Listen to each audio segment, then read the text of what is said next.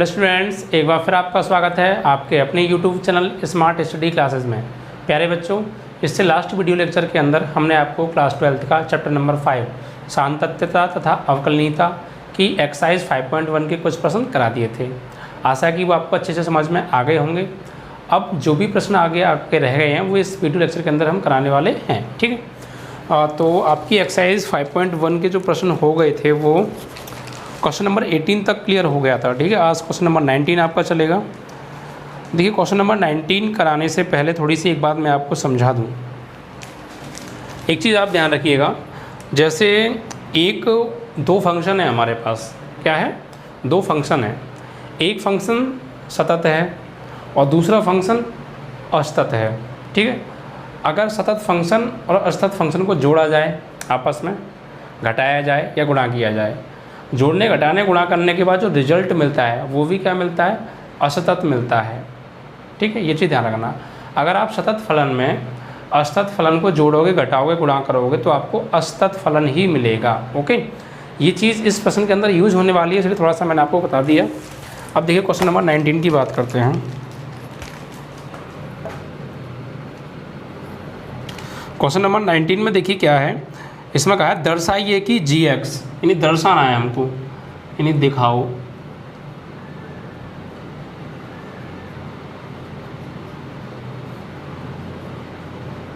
gx बराबर x minus greatest integer function. इसे बोलते हैं महत्तम पूर्णांक फलन। ये 11वीं क्लास में आपने पढ़ा होगा। इसे हम क्या बोलते हैं? महत्तम पूर्णांक फलन द्वारा परिभाषित फलन। यानी ये जो फंक्शन है समस्त पूर्णांक बिंदुओं पर असंतत है। यानी हमें ये प्रूव करना है कि जितने भी पूर्णांक हैं ऑल पॉजिटिव इंटीजर्स पर, एट ए ऑल पॉजिटिव इंटीजर्स, ये जो फंक्शन है ये क्या होगा? ये डिसकंटिन्यूअस होगा। यानी सभी पूर्णांक पर ये फलन असंतत होगा। ये हमें प्रूव करना है, ठीक है, असंतत। आगे क्या कह रहा है? ग्रेटेस्ट इंटीजर फंक्शन उस महत्तम पूर्णांक निरूपित करता है जो x के बराबर या x से कम है।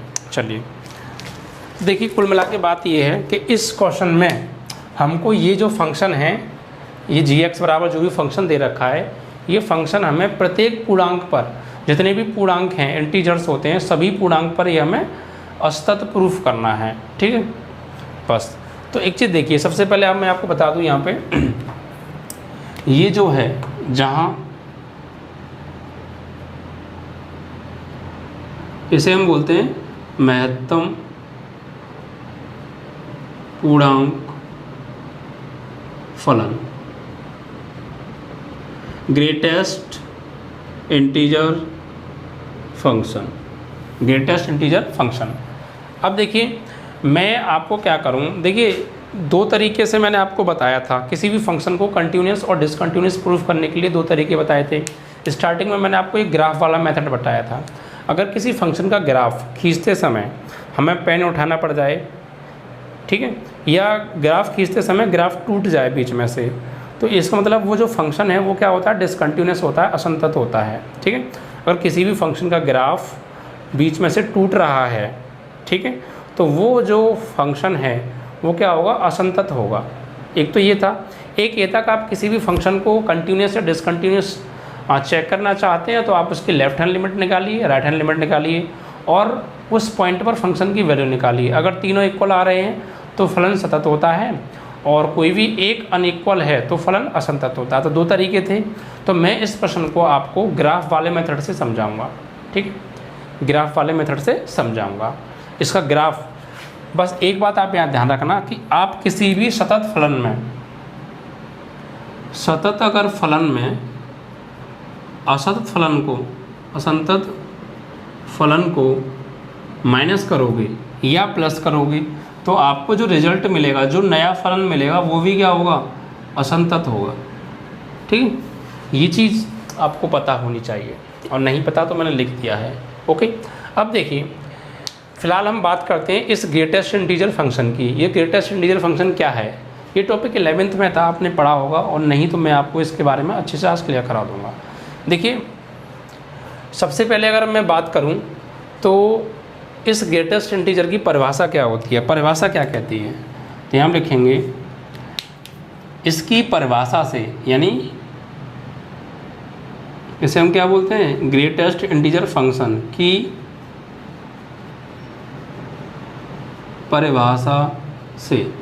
इसकी परिभाषा क्या कहती है, यानी ये कहती है कि ग्रेटेस्ट इंटीजर फंक्शन की वैल्यू 0 होगी कब, जब इस x का मान 0 के बराबर या 0 से बड़ा होगा और 1 से छोटा होगा।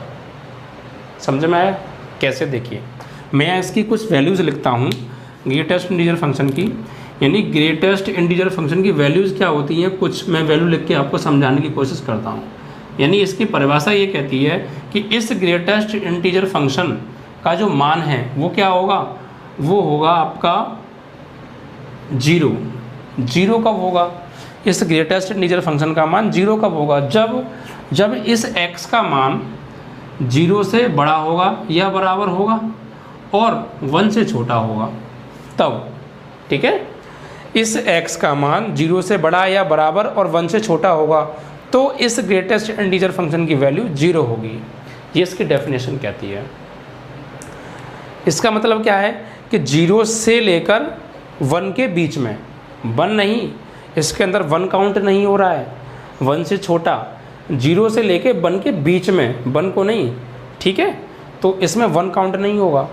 और भी वैल्यूज़ ले सकते हैं, जैसे इस ग्रेटेस्ट इंटीजर फंक्शन की वैल्यू 1 होगी कब, जब x का मान 1 से बड़ा होगा या बराबर होगा और 2 से छोटा होगा।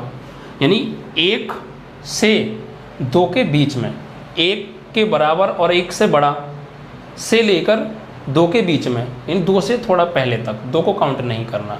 ठीक है, और भी वैल्यूज हो सकती हैं। इस ग्रेटेस्ट इंटीजर फंक्शन की वैल्यू 2 होगी कब, जब x का मान, इस x का मान इस 2 से बड़ा होगा और बराबर होगा और 3 से छोटा होगा। इस सिचुएशन में, इस कंडीशन में इस ग्रेटेस्ट इंटीजर फंक्शन की जो वैल्यू है वो 2 होगी। ठीक है ना, और भी वैल्यूज ले सकते हैं, नेगेटिव भी आप ले सकते हैं। इस ग्रेटेस्ट इंटीजर फंक्शन की वैल्यू आपकी जो है -1 होगी कब, जब x का मान इस -1 से बड़ा होगा या बराबर होगा और 0 से छोटा होगा। मतलब इसमें क्या है कि -1 से लेकर 0 के बीच में, ये 0 काउंट नहीं है, यहाँ 3 काउंट नहीं हो रहा है, इस वैल्यू के अंदर 3 नहीं आएगा। इस कंडीशन में इस वैल्यू के अंदर 2 नहीं आएगा, 1 नहीं आएगा, 0, 1, 2, -1 ये आएंगे। ठीक है, जो राइट हैंड पे वैल्यू है वो नहीं काउंट होगी। और भी इस ग्रेटेस्ट इंटीजर की फंक्शन की वैल्यू -2 होगी कब, जब x का मान -2 से बड़ा होगा या बराबर होगा और -1 से छोटा होगा। इस ग्रेटेस्ट इंटीजर फंक्शन की वैल्यू -3 होगी कब, जब x का मान -3 से बड़ा होगा या बराबर होगा और -2 से छोटा होगा। और ऐसे बहुत सारी वैल्यूज़ हो सकती हैं और आप बहुत सारे इंटीजर्स ले सकते हैं। ये सब क्या है, 0, 1, 2, -1, -2, -3, -5 भी आप ले सकते हैं, -10 भी ले सकते हैं, +10 भी ले सकते हैं, +11 भी, यानी इन्फानाइट जितने भी पॉजिटिव इंटीजर्स हैं आप यहाँ पर ये सब इसकी वैल्यू होंगी। ग्रेटेस्ट इंटीजर फंक्शन की सारी इंटीजर्स वैल्यू होती हैं, लेकिन कब, इस कंडीशन के आधार पर। ठीक है, और भी आप ले सकते हैं, वैसे मैंने फ़िलहाल इतने ही लिए हैं, इतने से ही आपको क्लियर हो जाएगा। ठीक है, तो ये ग्रेटेस्ट इंटीजर फंक्शन की वैल्यूज़ होती हैं इन कंडीशंस पर। ओके, अब देखिए अगर मैं इसका ग्राफ ड्रॉ करना चाहूँ, ठीक है, अगर मैं इसका ग्राफ ड्रॉ करना चाहूँ ग्रेटेस्ट इंटीजर फंक्शन की वैल्यूज़ का, तो ग्राफ कैसे ड्रॉ करूँगा, आइए समझते हैं। देखिए ये आपका एक्सेस हो गई, x एक्सिस एंड ये y एक्सिस। ये आप सभी जानते हैं x नेगेटिव होता है और यहाँ वैसे y होता है, लेकिन जो हम ग्राफ ड्रॉ कर रहे हैं वो ग्रेटेस्ट इंटीजर फंक्शन का ड्रॉ कर रहे हैं, इसलिए हम यहाँ पर ग्रेटेस्ट इंटीजर फंक्शन ले लेंगे। ठीक, ओके, और ये x पॉजिटिव होता है, यू नो। ओके, अब आप देखिए अगर मैं इस वैल्यूज़ को इस ग्राफ पे ड्रॉ करना चाहूँगा तो कैसे करूँगा। ग्रेटेस्ट इंटीजर फंक्शन की वैल्यू 0 होगी कब, जब x का मान 0 से लेकर 1 के बीच में होगा। तो 0 से लेकर 1 के बीच में लेना है हमको, यानी अगर मैं यहाँ पे पॉइंट्स ड्रॉ करूँ तो ये सपोज ये आपका 1 पॉइंट हो गया, ये आपका 2 हो गया, ये आपका 3 हो गया, इस तरीके से। ठीक है, तो मुझे क्या करना है, 0 से लेकर 1 के बीच में जाना है तो स्टार्ट कहाँ से होगा, यहाँ 0 होता है तो यहाँ से स्टार्ट होगा 0 से। भाई 0 तो काउंट हो रहा है ना, 0 के बराबर होगा, तो 0 से लेकर 1 के बीच में तक बनाना है ग्राफ। तो यानी 0 से स्टार्ट होगा और ये जो 1 है ना, इनसे पहले रुक जाएगा। इसका मतलब ये जो मैं पॉइंट लगा रहा हूँ, मतलब इसको डार्क कर रहा हूँ, इसका मतलब है कि इसके अंदर इसमें 1 काउंट नहीं है। क्या काउंट नहीं है इसमें? 1 काउंट नहीं है। 0 से लेकर 1 से पहले तक है, मतलब सिर्फ वहाँ तक है कि 1 काउंट ना हो। ओके, यानी 0 से तो स्टार्ट होगा और यहाँ तक आएगा, इसमें 1 काउंट नहीं है, ये ध्यान रखना। ओके, अगली अगर मैं वैल्यू इस 1 को ड्रॉ करना चाहूँ इसको, तो कैसे ड्रॉ करूँगा? x की वैल्यू 1 से लेकर 2 के बीच में लेनी है। तो जो ये है, यहाँ से जब हम इस ग्राफ को ड्रॉ करेंगे तो ये स्टार्ट कहाँ से होगा? 1 से शुरू होगा और 2 से पहले ही समाप्त हो जाएगा, यानी 2 काउंट नहीं होगा उसमें। ठीक है, क्योंकि 1 क्यों काउंट होगा? क्योंकि 1 के बराबर है ना, इसीलिए। और 2 इसलिए काउंट नहीं होगा क्योंकि 2 से छोटा है। ओके, तो जो नया ग्राफ स्टार्ट होगा वो आपका स्टार्ट होगा 1 से, और ये कहाँ तक खींचना है? वहाँ तक खींचना है कि 2 काउंट ना हो, 2 से जस्ट पहले छोड़ देना है। यानी यहाँ पर मतलब इसका कि 2 काउंट नहीं है इसमें। ठीक है, इसके अंदर 2 काउंट नहीं है। इसी प्रकार अगर मैं 2 इसको ग्राफ पे दर्शाऊंगा तो स्टार्ट कहाँ से होगा ग्राफ? 2 से, यानी जो ग्राफ स्टार्ट होगा वो होगा तो 2 से, और कहाँ तक जाएगा? वहाँ तक जाएगा कि 3 काउंट ना हो, यानी यहाँ से ग्राफ स्टार्ट होगा और यहीं रुक जाएगा। इसका मतलब कि ग्राफ में इसमें जो है 3 काउंट नहीं है। इस तरीके से हम इसका ग्राफ ड्रॉ करेंगे ग्रेटेस्ट इंटीजर फंक्शन का, यानी x की वैल्यू 0 से लेकर 1 के बीच में, 1 नहीं 1 के बीच में, तो 0 से लेकर 1 के बीच तक ही तो हमने ग्राफ बनाया है, मतलब इसमें 1 काउंट नहीं है। इसी प्रकार x की वैल्यू 1 से लेकर 2 के बीच में, यानी 2 काउंट नहीं होगा। तो 1 से लेकर यानी 1 से स्टार्ट तो होगा बट 2 के बीच में, यानी 2 तक नहीं जाएगा, इसमें 2 शामिल नहीं है। ठीक है, फिर ये 2 से पहले ही रुक गया ग्राफ, और फिर जो नया ग्राफ है ये वाला, ये स्टार्ट कहाँ से हो रहा है? 2 से स्टार्ट हो रहा है और 3 से पहले रुक जाएगा। इसी प्रकार आप और भी इंटीजर्स ले सकते हैं, +4 ले सकते हैं, +5 ले सकते हैं, और आप ग्राफ ड्रॉ कर सकते हैं और भी ज़्यादा। ठीक है, फिलहाल मैं 3 वैल्यू पर ही दिखा देता हूँ। अगर अब मैं नेगेटिव वैल्यूज़ को शो करूँ इसमें तो कैसे करूँगा? तो इसका मतलब क्या है भैया? देखिए -1 है, इसकी वैल्यू कब होगी? इस ग्रेटेस्ट इंटीजर फंक्शन की वैल्यू -1 कब होगी? जब x का मान -1 से बड़ा या बराबर, यानी -1 से लेकर 0 के बीच में होगा, इसमें 0 काउंट नहीं होगा। ठीक है, जो ग्राफ जब हम ड्रॉ करेंगे तो 0 तक नहीं जाएगी ग्राफ की लाइन, 0 काउंट नहीं होगा, -1 काउंट होगा, यानी -1 से लेकर 0 के बीच में। तो कैसे ग्राफ में ड्रॉ करेंगे? देखिए इसको, तो इधर आप नेगेटिव वैल्यूज़ ले लीजिए। ये आपका हो गया -1, इसे हम ऊपर लिख दें, ये आपका -2 और ये आपका -3, इस तरीके से। तो आप देखिए, तो आपको ग्राफ ड्रॉ करना है -1 से लेकर 0 के बीच में। तो -1 आपका ये है, तो आपको यहाँ से स्टार्ट करना है, और यहाँ पर 0 होता है तो आपको 0 काउंट नहीं करना है, 0 से पहले छोड़ देना है। यानी -1 से स्टार्ट तो होगा ग्राफ, लेकिन 0 से पहले ही रुक जाएगा, मतलब इसमें 0 काउंट नहीं है, सिर्फ बाकी सारी वैल्यूज़ काउंट है 0 से छोटी, बट 0 काउंट नहीं है। इसी प्रकार अगर मैं ड्रॉ करूँगा -2 को, तो x की वैल्यू -2 से लेकर -1 के बीच में, यानी -1 काउंट नहीं होगा इसमें, -2 से शुरू किया जाएगा, यानी ग्राफ -2 से स्टार्ट तो किया जाएगा, लेकिन इसमें जो है -1 काउंट नहीं है। इसका मतलब इसमें -1 काउंट नहीं है, और स्टार्ट कहाँ से आपका -1 से ग्राफ है। इसी प्रकार अगर मैं -3 को ड्रॉ करूँ तो ग्राफ -3 से स्टार्ट तो होगा, लेकिन -2 काउंट नहीं होना चाहिए उसमें, -2 से पहले रुक जाएगा, ये इसका मतलब है। ठीक है,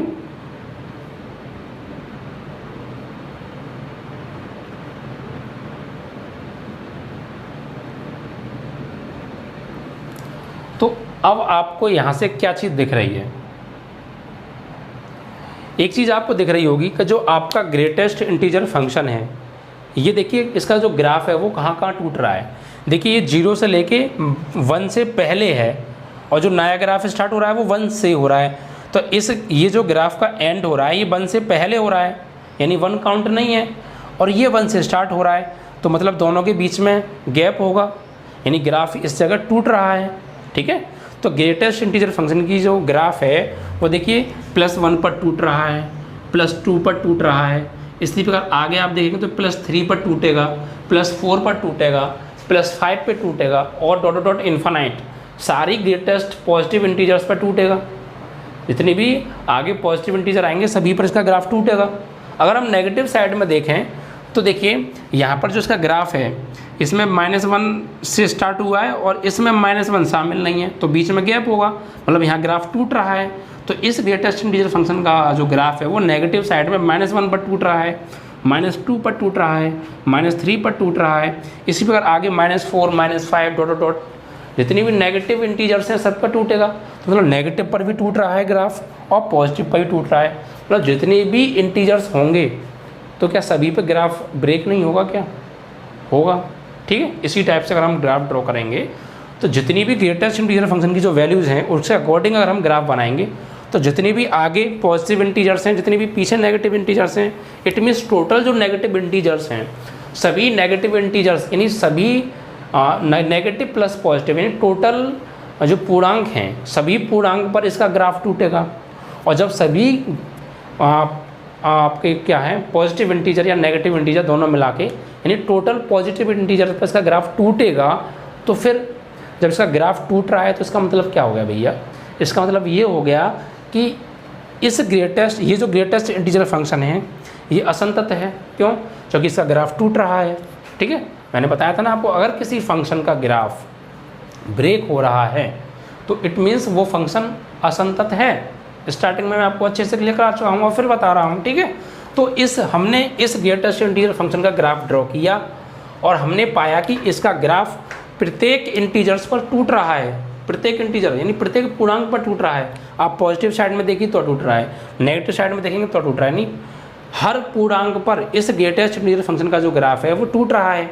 ठीक है, तो फिर इसका मतलब क्या हो गया, जब इसका ग्राफ टूट रहा है तो फिर ये कैसा हो गया, ये जो फलन है ये असंतत हो गया, ग्राफ के मेथड से हो गया लेकिन नहीं हो गया। ठीक है, तो अब देखिए इसे आप लिख देना, ये जो है इसका ग्राफ है ये। ठीक है, इसका ग्राफ है ये, तो इसका ग्राफ क्या है, टूट रहा है। तो इसको लिखेंगे कैसे, तो अब हम इसको लिखेंगे। देखिए लिखने का मेन है अब इसे हम लिखेंगे चूंकि ग्रेटेस्ट इंटीजर फंक्शन महत्तम पूर्णांक फलन का ग्राफ प्रत्येक पूर्णांक पर टूट रहा है। ठीक है, प्रत्येक पूर्णांक पर इसका ग्राफ टूट रहा है, इसलिए यह ग्रेटेस्ट इंटीजर फंक्शन असंतत होगा। इसलिए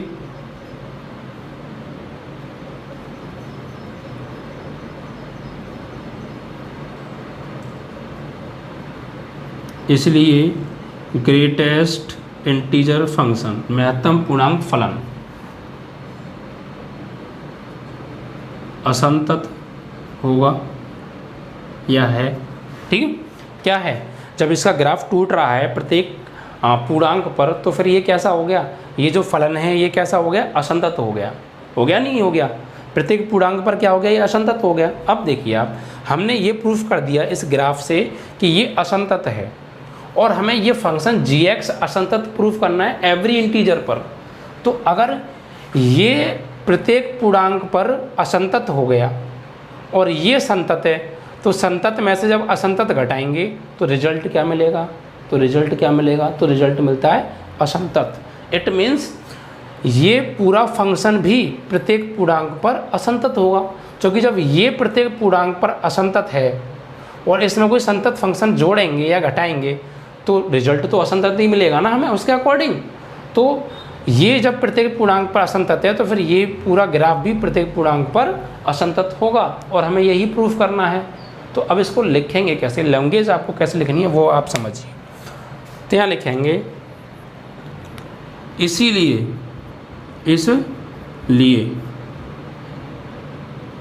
फलन g(x) भी जी एक्स यानी कि हमने जी एक्स यानी x minus greatest integer function भी, ये भी क्या होगा, ये भी एक असंतत होगा। इसीलिए फलन जी एक्स बराबर ये भी प्रत्येक पूर्णांक पर असंतत होगा। क्यों? ठीक है, यानी अगर ये आपका प्रत्येक पूर्णांक पर असंतत है तो फिर अगर किसी ये सतत होगा, भाई ये तो सतत फलन है x, अगर यहाँ कोई भी इंटीजर लगाओगे तो सतत फलन ही हमें देगा, तो ये सतत है, लेकिन ये असतत हमने प्रूफ कर दिया अभी।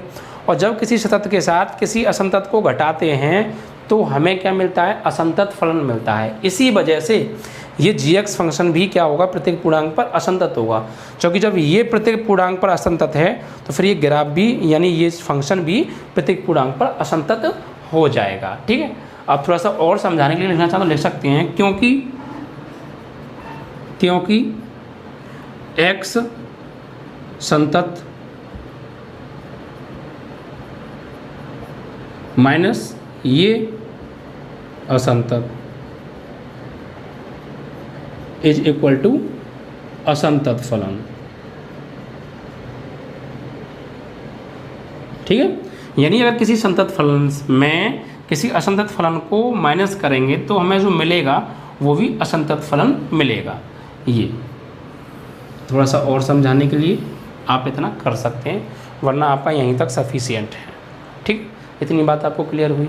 बस आपको ये वैल्यूज़ का टॉपिक क्लियर होना चाहिए। अगर नहीं भी है तो मैंने आपको समझा दिया।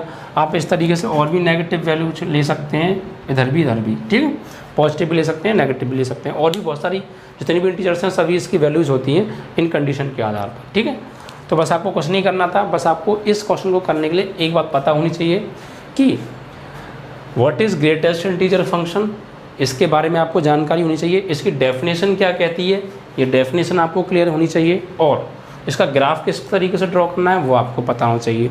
और एक बात आपको और पता होनी चाहिए कि किसी भी संतत फलन में किसी भी असंतत फलन को माइनस करेंगे तो हमें जो मिलेगा नया फंक्शन वो भी एक असंतत फलन होगा। ठीक है, तो बस हमने कुछ नहीं किया, हमने देखा कि ये फंक्शन हमें प्रत्येक पूर्णांक पर असंतत करना है।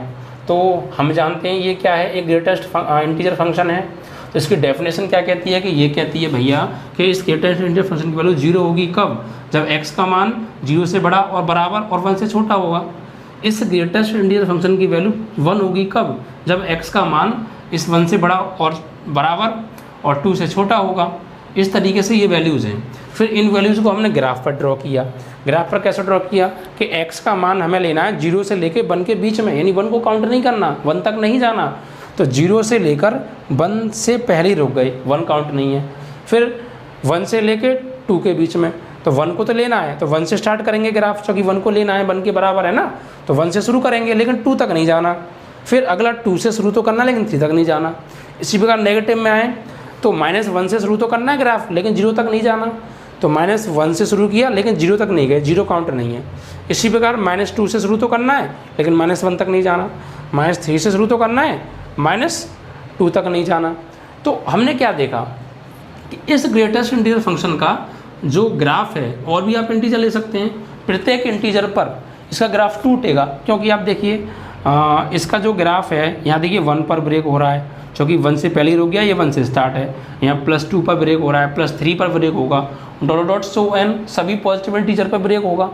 अगर नेगेटिव साइड में देखें तो देखिए यहाँ पर आपका जो ग्राफ है वो 0 पर ब्रेक हो रहा है, यहाँ -1 पर ब्रेक हो रहा है, -2 पर ब्रेक हो रहा है, -3 पर ब्रेक हो रहा है, और डॉट सो ऑन जितनी भी नेगेटिव इंटीजर है सभी पे जो ग्राफ है वो टूटेगा। मतलब negative plus positive total integer पर इसका ग्राफ टूट रहा है।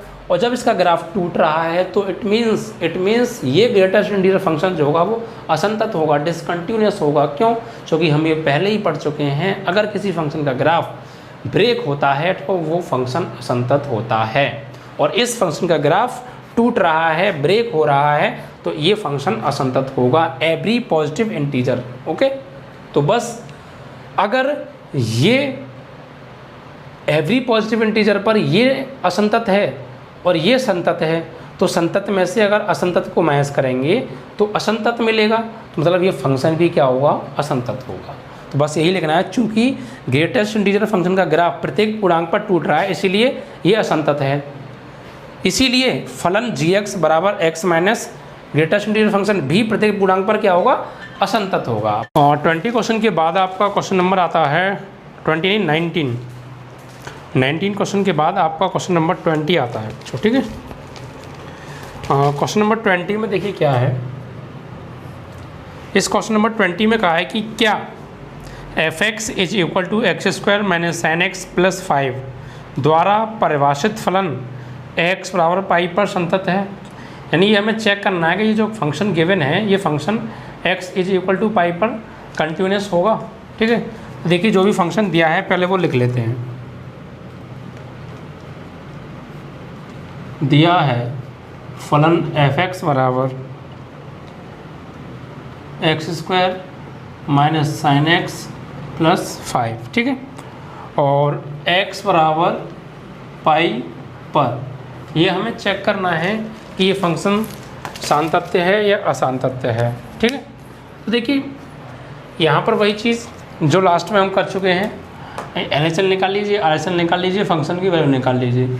वैसे मैंने आपको फंक्शन कंटिन्यूस चेक करने के 2 तरीके बताए थे। जब सिंगल फंक्शन दिया हो तो आप क्या करेंगे, डायरेक्ट लिमिट निकाल लीजिए और फंक्शन की वैल्यू निकाल लीजिए सिर्फ, और अगर वो इक्वल आ रहा है तो फंक्शन कैसा हो गया, कंटिन्यूस हो गया, और नहीं आ रहा इक्वल तो डिसकंटिन्यूस हो गया।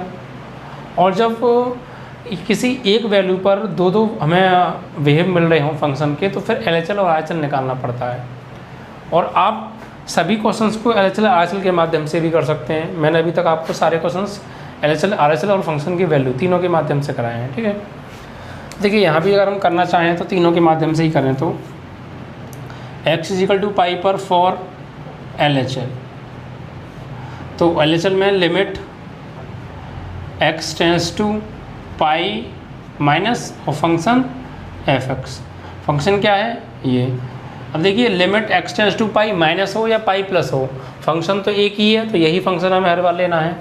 तो लिमिट ये हो जाएगा आपका x tends to pi minus और फंक्शन x² माइनस के sin x प्लस 5। ओके, अब आप लिमिट चेंज कीजिए, तो ये हो जाएगा लिमिट s टेंस टू 0, और x की जगह पर हम क्या लगाने वाले हैं, x की जगह हम लगाएंगे पाई माइनस h का whole square plus minus sine x की जगह पाई माइनस h और प्लस 5। ठीक है, अब देखिए यहाँ पर फॉर्मूला खोलना चाहें आप फॉर्मूला खोल दीजिए, या डायरेक्ट लिमिट पुट कर दीजिए आप, लिमिट पुट। तो आप लिमिट पुट करेंगे तो पाई माइनस 0 का whole square minus sine pi minus 0 और प्लस 5।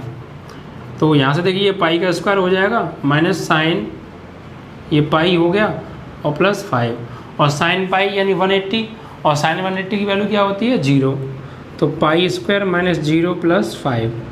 तो फाइनली आपका आ गया पाई स्क्वायर प्लस 5, ये आ गई आपकी लेफ्ट हैंड लिमिट।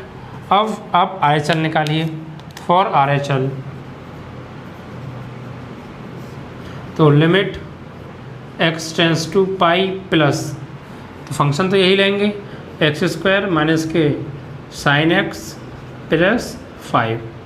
अब लिमिट चेंज कर दीजिए आप, तो लिमिट s टेंस टू 0 और x की जगह लगाएंगे हम पाई प्लस h का whole square minus sine pi plus h और प्लस 5। अब आप यहाँ लिमिट पुट कर दीजिए,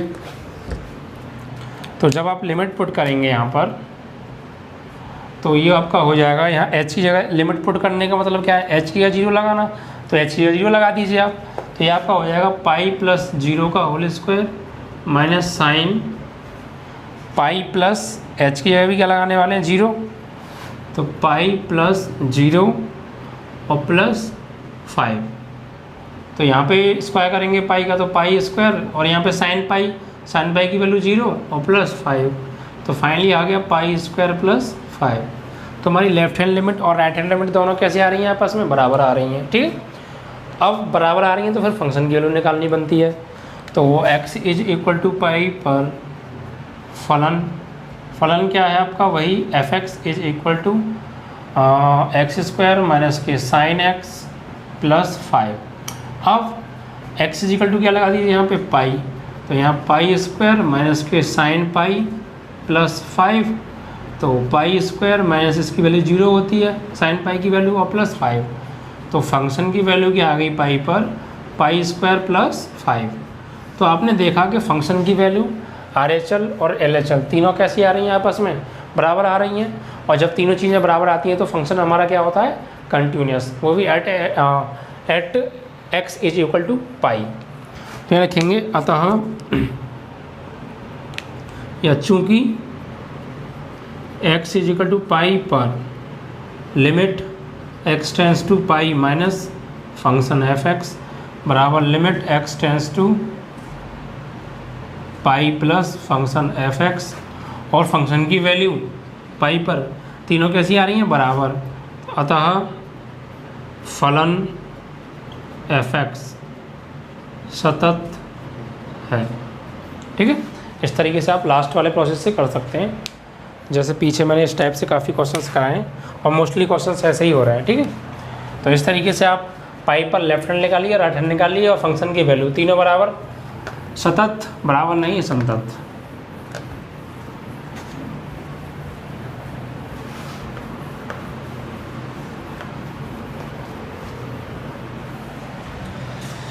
इसके बाद देखिए क्वेश्चन नंबर आपका है 22।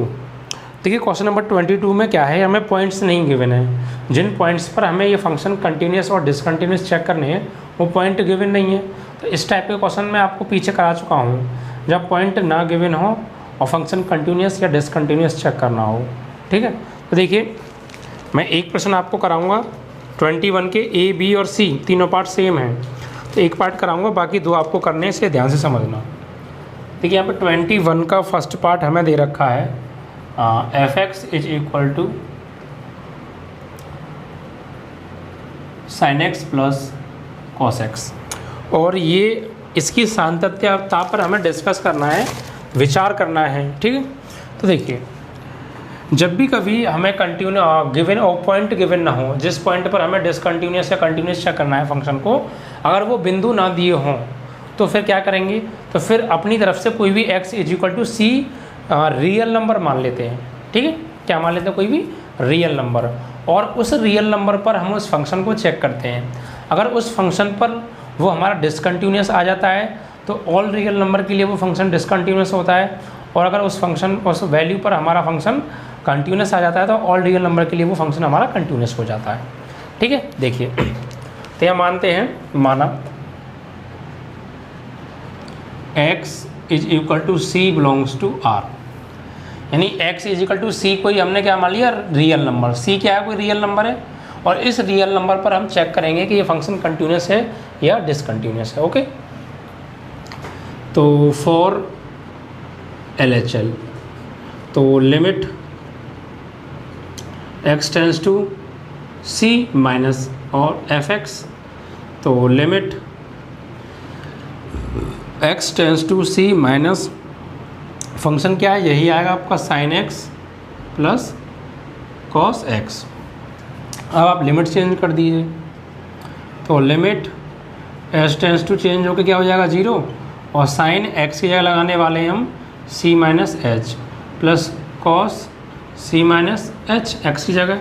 अब आप यहाँ से फॉर्मूला ओपन कर दीजिए, तो लिमिट s टेंस टू 0, ये साइन a माइनस बी, तो sine a cos b plus, नहीं माइनस का है तो minus cos a sine b, और प्लस यहाँ कॉस a माइनस b का, तो cos a cos b plus sine a sine b, यानी कॉस के प्लस वाले फॉर्मूले में माइनस आता है और माइनस वाले में प्लस आता है। ये तो बात आपको क्लियर होगी, मैं आपको फॉर्मूले करा चुका हूँ सारे, आपको फॉर्मूले आने चाहिए। अब आप यहाँ पे लिमिट पुट कर दीजिए, लिमिट पुट, तो जैसे ही आप लिमिट पुट करेंगे तो h की जगह जहाँ जहाँ h आ रहा है वहाँ आप 0 लगा दीजिए, तो sine c into sine cos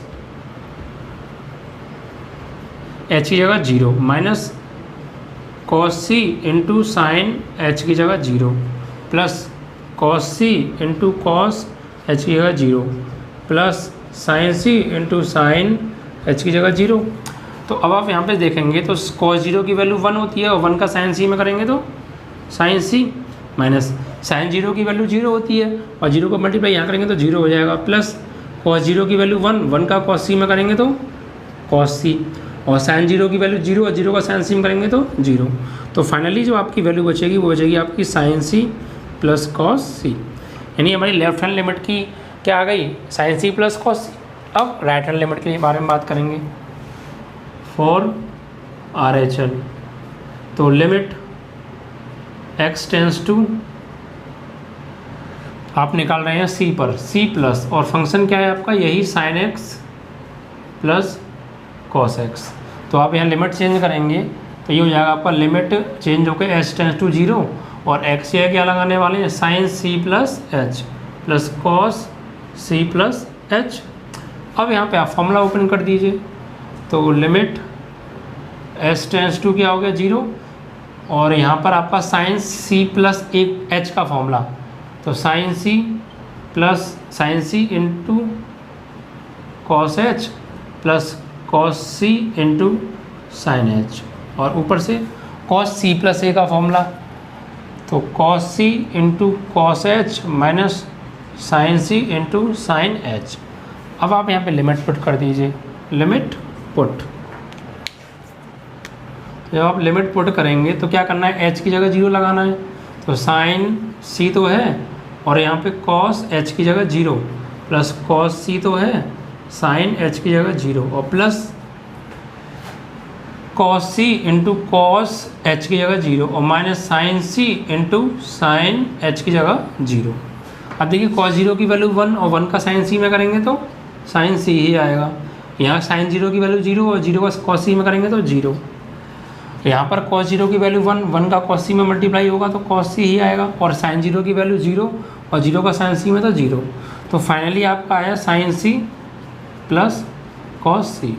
तो अब आपने देखा x is equal to c, यानी रियल नंबर पर हमारी जो लेफ्ट हैंड लिमिट आई वो sine c plus cos c आई और राइट हैंड लिमिट भी हमारी sine c plus cos c आई, यानी left hand limit is equal to right hand limit. अब फंक्शन की वैल्यू निकालते हैं, तो x is equal to c पर फलन f(x) is equal to sine x plus cos x। अब यहाँ पर x की जगह आप c लगा दीजिए, तो sine c plus cos c। तो हमारी जो फंक्शन की वैल्यू है वो भी क्या आ रही है, sine c plus cos c। तो अब यहाँ लिखेंगे चूँकि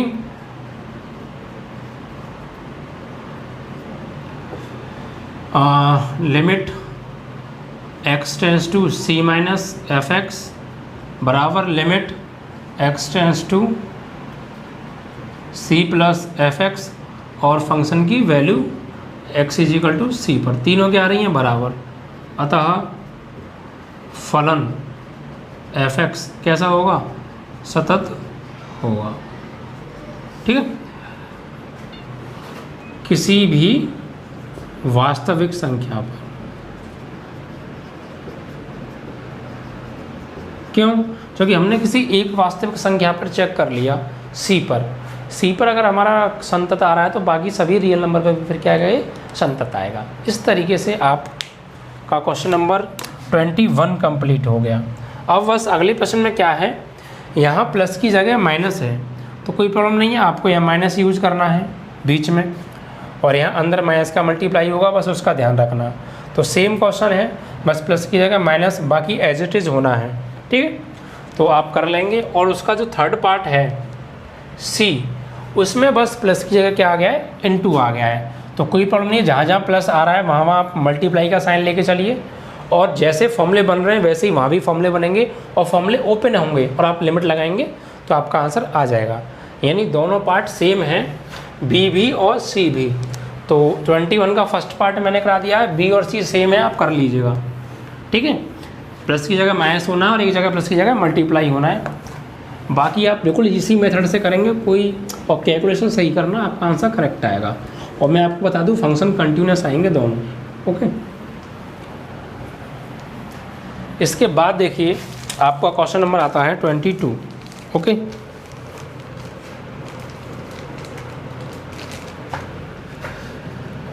तो यहाँ 22 में देखिए कितने पार्ट हैं, 4 पार्ट दे रखे हैं। पहला पार्ट है इसमें हमें कोसाइन फलनों के सांतत्यता पे विचार करना है। तो 4 यहाँ पर दे रखे हैं ट्रिग्नोमेट्रिकल फंक्शन। तो हमें पहला ले लिया, कोसाइन का संक्षिप्त फॉर्म होगा आपका, ये होता है cos x, ठीक है। इसकी सांतत्यता पे हमें विचार करना है। तो यहाँ भी देखिए पॉइंट गिवन नहीं है। क्या यहाँ पॉइंट गिवन है? नहीं है, पॉइंट गिवन नहीं है ना, तो फिर यहाँ भी कोई भी रियल नंबर मानेंगे, ठीक है। तो ध्यान से समझिएगा क्योंकि बाकी पार्ट सेम है। तो यहाँ पर हम क्या करेंगे, ये फंक्शन हो गया माना f x is equal to cos x. तो यहाँ लिखेंगे माना x is equal to c belongs to r, यानी x इज इक्वल टू कोई c रियल नंबर ले लिया, ठीक है। c क्या कोई रियल नंबर है और इस पर हम इस फंक्शन को कंटिन्यूस या डिसकंटिन्यूस चेक करेंगे, ठीक है। तो देखिए कुल मिला के हमें ध्यान ये रखना है कि कोई नॉट डिफाइंड नंबर नहीं आना चाहिए। तो फॉर LHL तो limit x tends to c minus function fx। तो limit x tends to c minus function की वैल्यू क्या दे रखी है, cos x। तो अब यहाँ लिमिट चेंज कीजिए आप, तो लिमिट चेंज होकर हो जाएगी s टेंस टू 0 और cos इसकी जगह पर क्या लगाएंगे हम, x की जगह पर लगाएंगे हम c माइनस h। अब यहाँ फॉर्मूला ओपन कर दीजिए आप, तो लिमिट s टेंस टू 0 और cos a minus b, cos a cos b plus sin a sin b। Limit put कर दीजिए अब आप, क्योंकि लिमिट आप माइंड में रख के चेक कीजिए इसमें क्या 0/0 की फॉर्म बन रही है, नहीं बन रही, तो फिर लिमिट लगा दीजिए। तो यहाँ पर cos c into cos 0 sin c into sin h की जगह 0। तो cos c इसकी वैल्यू 1 होती है, 1 का मल्टीप्लाई करेंगे तो cos c आएगा, और यहाँ sin 0 की वैल्यू 0 और 0 का इसमें होगा तो 0, यानी फाइनली क्या आया cos c। Left hand limit आ गई हमारी cos c। अब बात करते हैं राइट हैंड लिमिट के लिए। तो फॉर RHL तो limit x tends to c plus function fx। तो limit x tends to c plus और फंक्शन की वैल्यू क्या दे रखी है, cos c। अब आप लिमिट चेंज कीजिए, तो लिमिट चेंज हो जाएगी s टेंस टू 0 और cos यहाँ पर फंक्शन cos c नहीं cos x है। अब x से क्या लगाने वाले हैं यहाँ पे c प्लस h।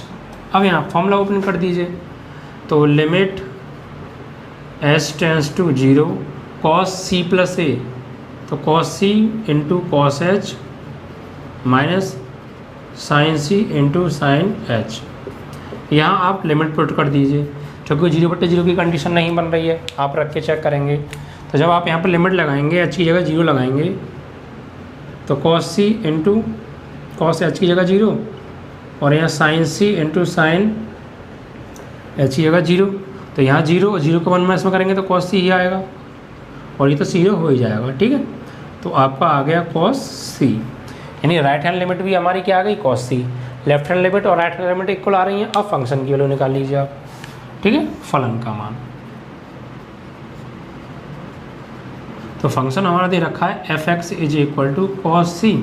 तो x is equal to c पर, तो f(c) is equal to cos x है, x की आप लगा दीजिए c। तो आप देखेंगे फंक्शन की वैल्यू भी क्या आ रही है cos c, यानी तीनों वैल्यूज़ कैसी आ रही हैं, इक्वल आ रही हैं। तो हम कह देंगे यहाँ पर चूँकि limit x tends to c minus fx is equal to limit x tends to c plus fx is equal to function की वैल्यू c पर, तीनों कैसी आ रही हैं, इक्वल आ रही हैं। तो अतः फलन fx x is equal to c belongs to r के लिए क्या होगा, सतत है, ठीक है। इस तरीके से आप क्वेश्चन को कर देंगे। अब देखिए बाकी के पार्ट्स में क्या है, थोड़ा सा चेंज है, आप उसे समझने की कोशिश कीजिएगा। इससे अगला जो पार्ट है उसमें दे रखा है ये कोसाइन था, ये कोसेक कैंट है, यानी कोसेक दे रखा है हमें। अगले पार्ट में क्या है, तो दूसरा पार्ट है वो कोसेक है, कोसेक एक्स, यानी function f x is equal to क्या हो जाएगा वो कोसेक एक्स। ठीक है, तो सेम आपको ऐसे ही करना है, कोई ख़ास चेंज नहीं है।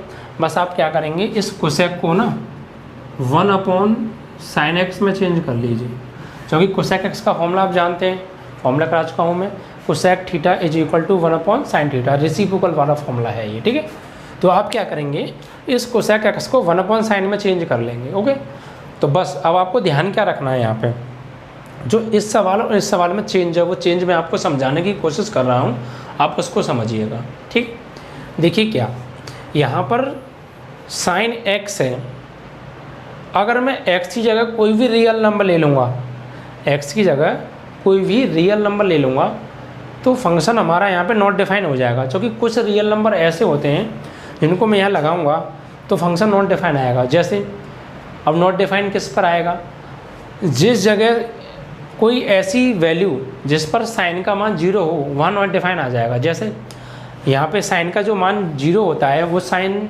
0 पर होता है, तो रियल नंबर में तो 0 भी आता है। अगर मैं यहाँ 0 ले लूँगा तो नॉट डिफाइंड नंबर आ जाएगा, तो फिर तो नहीं हो सकता ना, तो फिर हम लिमिट नहीं लगाएंगे। और साइन पाई का मान नॉट डिफाइन होता है, 2 पाई का मान नॉट डिफाइन होता है, यानी 2 पाई का मान 0 होता है, 3 पाई का मान 0 होता है, तो इन सब की वैल्यूज़ क्या होती हैं, 0 होती हैं। तो हम यहाँ पर ऐसी वैल्यूज़ नहीं लेंगे जिन पर ये फंक्शन नॉट डिफाइंड वैल्यू दे। चलो मैं करा देता हूँ। ठीक है, देखिए क्या करना है आपको,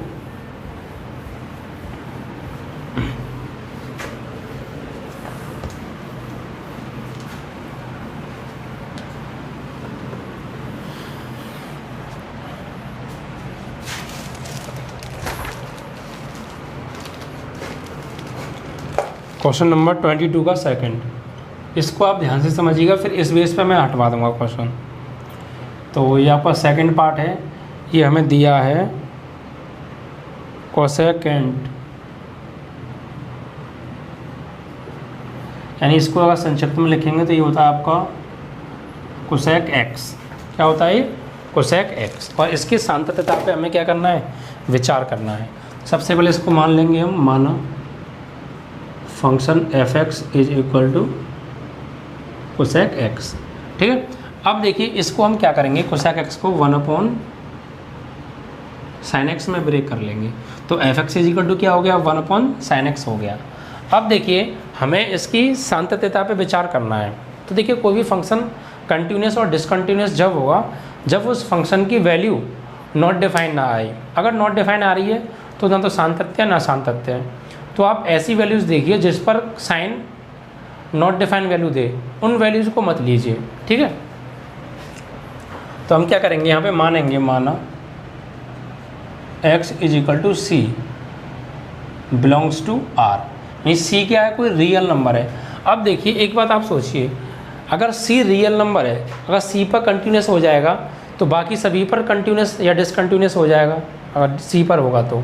लेकिन कंटिन्यूस या डिसकंटिन्यूस फंक्शन कब नहीं होगा, जब अगर हमें फंक्शन नॉट डिफाइंड वैल्यू दे। तो अगर मैं यहाँ रियल नंबर पे चेक करूँ तो बहुत सारे रियल नंबर ऐसे हैं जिन्हें मैं यहाँ यूज़ करूँगा x की जगह पर, तो मुझे नॉट डिफाइंड वैल्यू देंगे। जैसे 0 नॉट डिफाइंड, 0 रियल नंबर के अंतर्गत आता है। तो अगर मैं यहाँ पर 0 ले लूँगा तो साइन 0 और साइन 0 की वैल्यू 0 और 0 का डिवाइड 1 में करूँगा तो नॉट डिफाइंड मिलेगा, तो फिर मैं 0 को नहीं ले सकता। ऐसी बहुत सारी वैल्यूज़ हैं रियल नंबर के अंदर जो नॉट डिफाइंड देंगी, तो फिर हम उन नंबर्स को नहीं लेंगे, हम उन वैल्यूज़ को नहीं लेंगे जो यहाँ पर नॉट डिफाइंड वैल्यूज़ देंगी। जैसे साइन पाई की वैल्यू 0 होती है तो पाई नहीं लिया जाएगा। ठीक है, और साइन 2 पाई, साइन 3 पाई, 4 पाई, इन सब पे साइन की वैल्यू क्या होती है, 0 होती है। साइन 2 पाई ले लीजिए, साइन 3 पाई, 4 पाई, 5 पाई, 10 पाई, 11 पाई, -2 पाई, -5 पाई, -7 पाई, जितने भी ये होते हैं सब पे क्या होती है, साइन की वैल्यू 0 होती है। और अगर इनको हम लेंगे तो यहाँ 0 तो फिर नॉट डिफाइंड मिल जाएगा। तो फिर अब हमें क्या करना है, रियल नंबर तो लेने हैं, लेकिन सभी रियल नंबर में से आपको वो वैल्यू हटा देनी है जिन पर साइन हमें 0 वैल्यू देता है। तो अब वो कौन कौन सी वैल्यू है जिन पे साइन 0 वैल्यू देता है, उनको आप रियल नंबर से हटा दीजिए। यानी x is equal to c belongs to r, यानी आर रियल नंबर तो है, बट इसमें से हमें वो वैल्यू हटानी है जिस पर साइन की वैल्यू 0 हो। तो किस पर होगी, तो अब आप यहाँ लिख दीजिएंगे माइनस एन पाई और n बिलोंग्स टू आई। ये चीज़ कैसे, क्योंकि n पाई का मतलब n क्या है, यहाँ पे n एक इंटीजर है।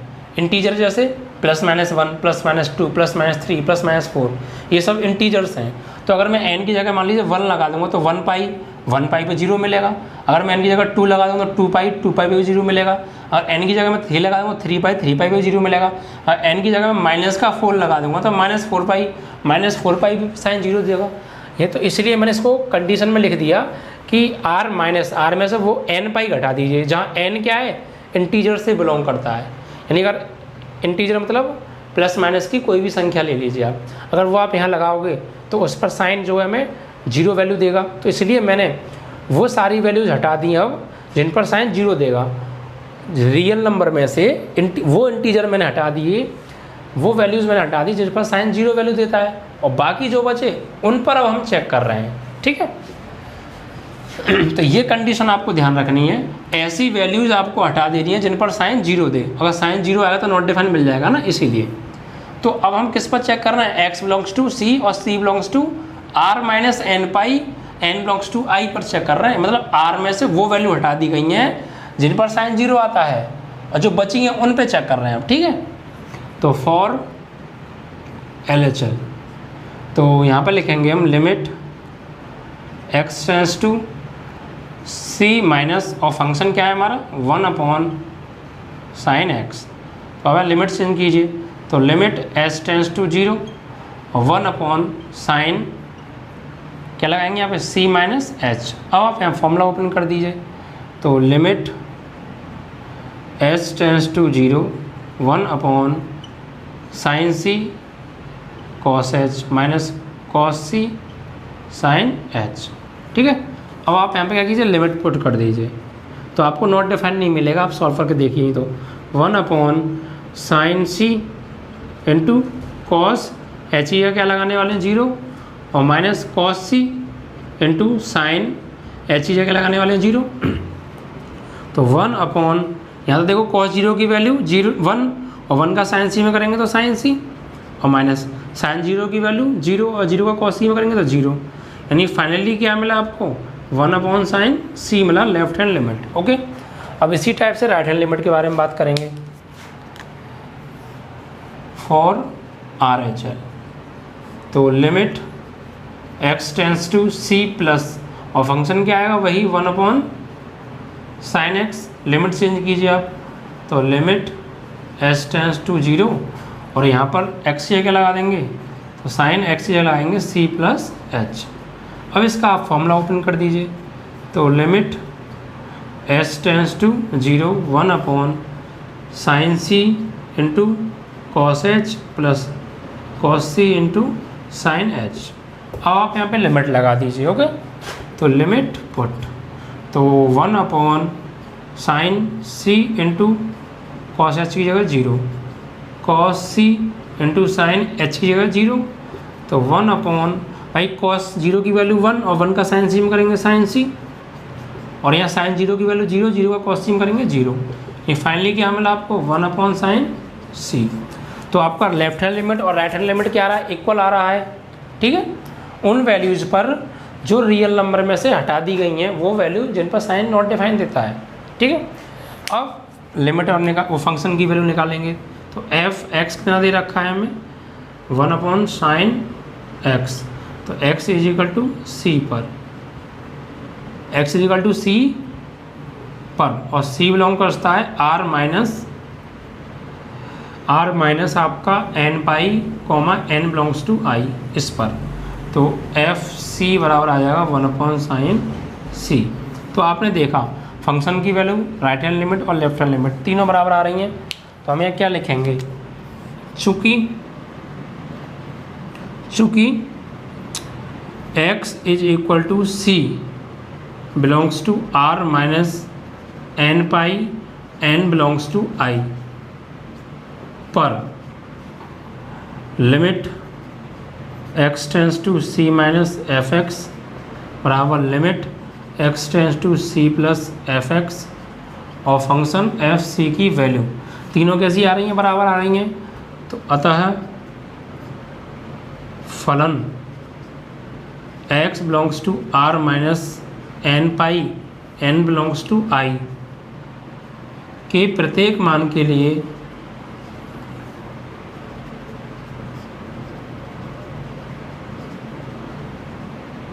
सतत होगा। ये चीज़ आपको करना है। बस इस क्वेश्चन में नई बात ये थी कि आपको वो वैल्यू हटा देनी थी जिन पर साइन का मान 0 आ रहा था, तो हमने वही वैल्यू हटा दी। बस ये चीज़ आपको चेंज हुई है बस, ठीक है। ये चीज़ लिखने में आपको चेंज करना है, बाकी एज इट इज़, ठीक है। अब देखिए इससे अगला क्वेश्चन है, तीसरा पार्ट है इसका, उसमें दे रखा है सेकेंड यानी सेक। तो मैं आपको तीसरे पार्ट को यहीं समझा दूँ। ये चीज़ है, इसे शॉर्ट में लिखेंगे हम सेक एक्स। तो अब इसको आप चेंज कर लेंगे 1 cos x। तो function f x equal to हो जाएगा 1 cos x। तो बस आपको क्या करना है, यहाँ 1 sin x था, यहाँ 1 cos x है। तो अब वो वैल्यू r में से माइनस कर देनी है जिन पर cos 0 होता है, क्योंकि अगर cos 0 हो जाएगा तो नॉट डिफाइंड वैल्यू मिल जाएगी ना 1/0। इसीलिए आपको रियल नंबर में से वो 0 वैल्यूज हटा देनी है जिन पर cos 0 होता है।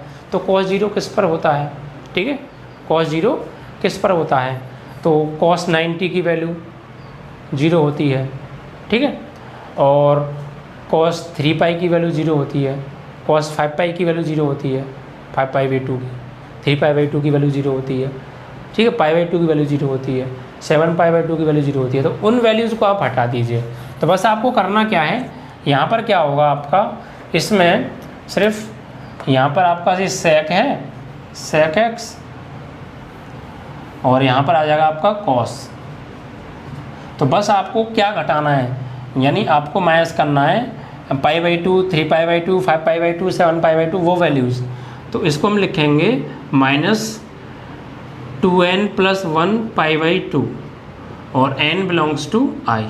ये चीज़ आपको हटा देनी है।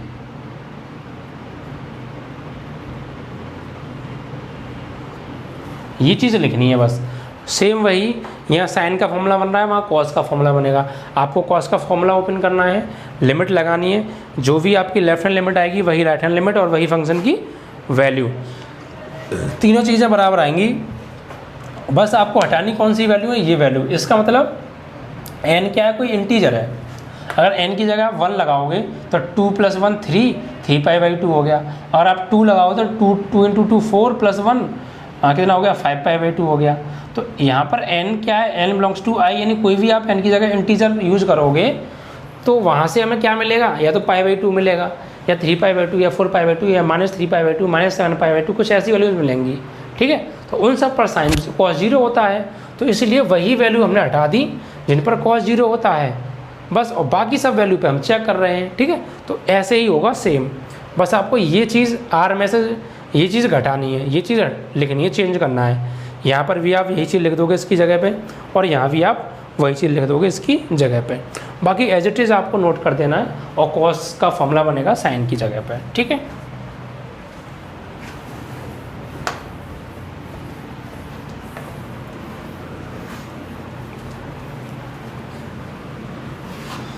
अब इसके बाद आपका आता है इसका फोर्थ पार्ट। देखिए फोर्थ पार्ट में दे रखा है कॉट टेंजेंट दे रखा है, यानी कॉट दे रखा है। फोर्थ पार्ट में क्या दे रखा है, कॉट।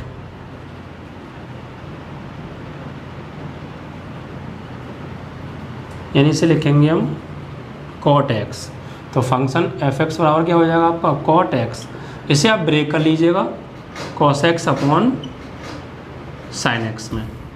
अब फिर से वही चीज़ देखिए, साइन की वैल्यू 0 नहीं होनी चाहिए, क्योंकि अगर साइन की वैल्यू 0 हो गई तो फंक्शन नॉट डिफाइन हो जाएगा। तो बस करना सेम ऐसे ही है, वही आपको मानना है कि माना x = c belongs to r, लेकिन अब वो वैल्यू हटा देंगे जिन पर साइन 0 हो। तो साइन किस पर 0 होगा, जो फर्स्ट क्वेश्चन में था कंडीशन, यहाँ पे n pi n belongs to i। ये चीज़ आपको लिखनी है, क्योंकि ये वो वैल्यूज होंगी जिस पर साइन 0 होगा। बस ये चीज़ आपको लिखने में चेंज करना है, सही है।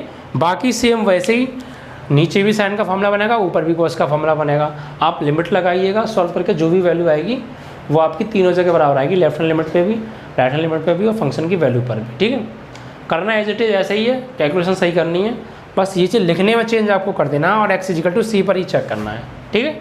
इस तरीके से ये भी आपका सातत्य ही आएगा फंक्शन, ठीक है। तो इस तरीके से आपके ये क्वेश्चन नंबर 22 तक समाप्त हो गए, ठीक है।